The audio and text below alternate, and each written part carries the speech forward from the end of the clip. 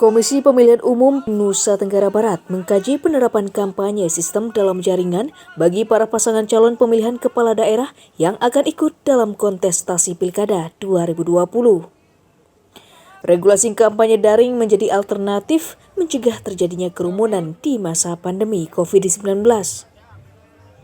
Upaya mencegah risiko penularan COVID terus dilakukan penyelenggara pemilu di Nusa Tenggara Barat sesuai peraturan PKPU pada Pilkada 2020 bulan Desember mendatang. Saat ini KPU NTB masih mengkaji penerapan kampanye dengan sistem daring sebagai upaya memutus rantai penularan COVID-19 yang saat ini masih terjadi di 10 kabupaten kota di NTB. Selain mengatur jadwal kampanye agar tertib, KPU juga saat ini melakukan kajian efektivitas dan efisiensi pelaksanaan kampanye melalui media online secara terukur agar tidak menimbulkan konflik antara peserta. Di sisi lain, kampanye online juga dikhawatirkan rawan penyebaran hoaks sehingga harus diawasi secara ketat oleh penyelenggara dan pengawas pemilu dalam pelaksanaannya.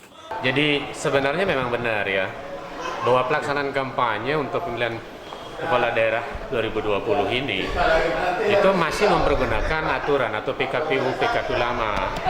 Nah, ada satu sebenarnya norma yang nampaknya itu terlupakan untuk diatur terkait dengan kegiatan kampanye. Seperti yang saya sampaikan tadi, bahwa kalau kampanye sistem luring, itu memang itu leading sektornya di kepolisian untuk mengeluarkan STPP, surat tanda terima pemberitahuan izin kampanye oleh pasangan calon atau tim kampanye.